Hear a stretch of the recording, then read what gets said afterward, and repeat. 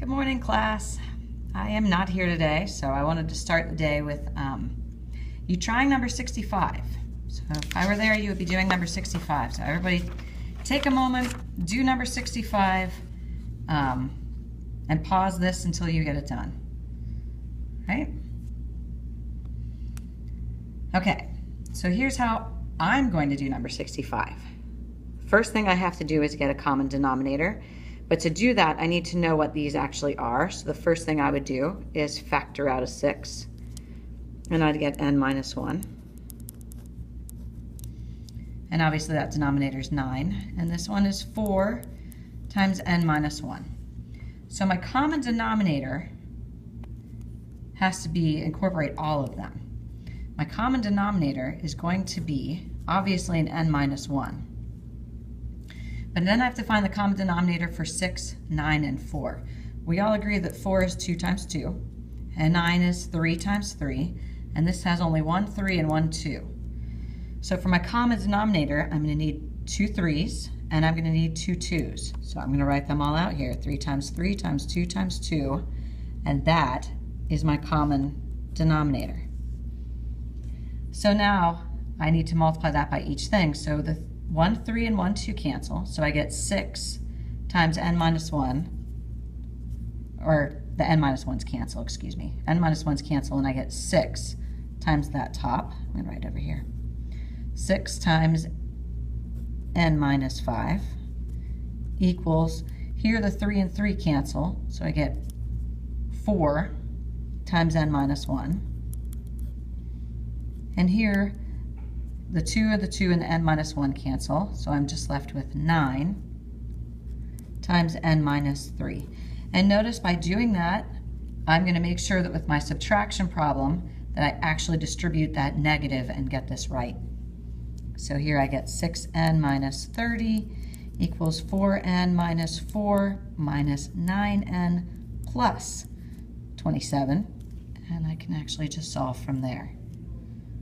And then that makes it pretty easy. All right, so the kicker was how to get the common denominator, trying to figure out which factors I have and which ones I need, and then remembering to multiply it by each and every single one of them and working out the tops. If you work this out, what did you get?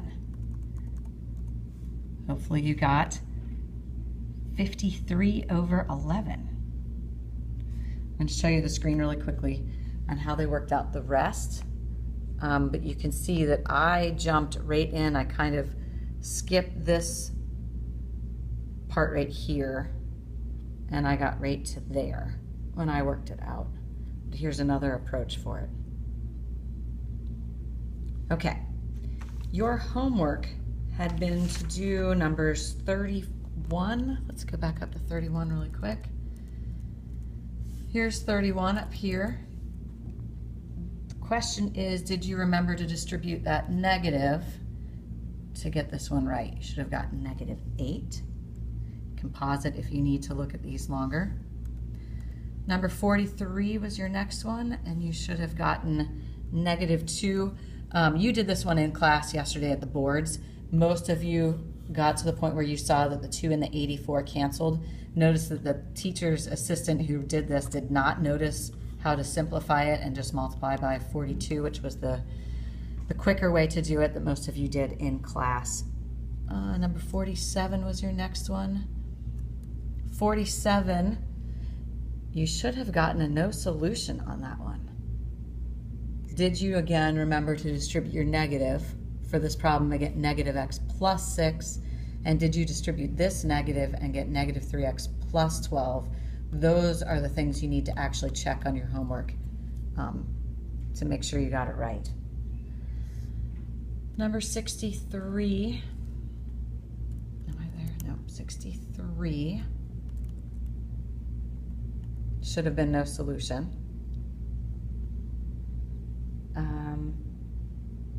I wish I was there with you and could see which ones you were getting right or wrong. 65 we just did together. 68. 68 is just two fractions with an equal sign in between. So I think in middle school you probably learned to cross multiply. And cross multiplying is the exact same thing as multiplying by the common denominator. So that works perfectly. Don't forget to state your restrictions to make sure you get full credit for that. Number 70 was the same deal. But notice here, you have 2 minus x over x minus 2.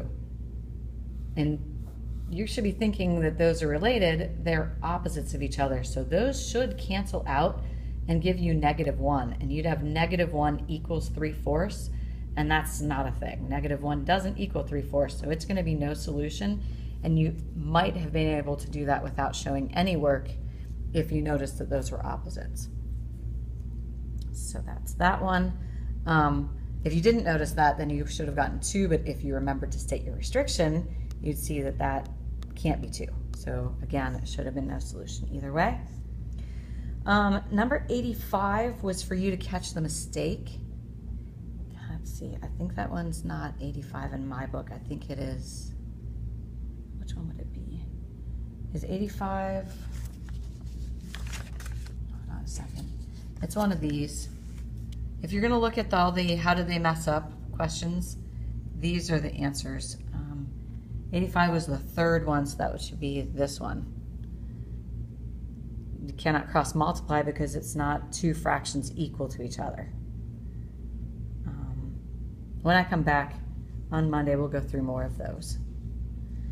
I would suggest you try this problem right here. So try this one and then press pause, or press pause on the video so you have time to try this. It is example number 6's your turn problem. Just take a minute and get that done. All right, so hopefully you just did it, and I'm going to go through it with you. I'm going to multiply the whole thing times x and x plus 1. So here the x's cancel, and we get 2 times x plus 1. Here the x plus 1's cancel, and we just get x. And here both of them cancel, I get -1. 2x plus 2 plus x is -1. So 3x equals -3, x is -1. So what do you think? Is that the right answer? Hopefully you remember to state your restrictions. The x cannot be 0 or -1, so the answer is no solution. I think that's a thing that might come back. Number 67 will be another good one to try. So if you want to press pause and do that, feel free.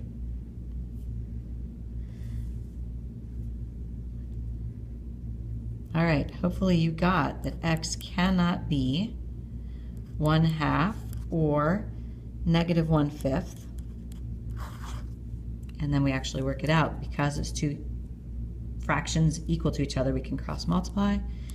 And we get 4x minus 2 equals 5x plus 1.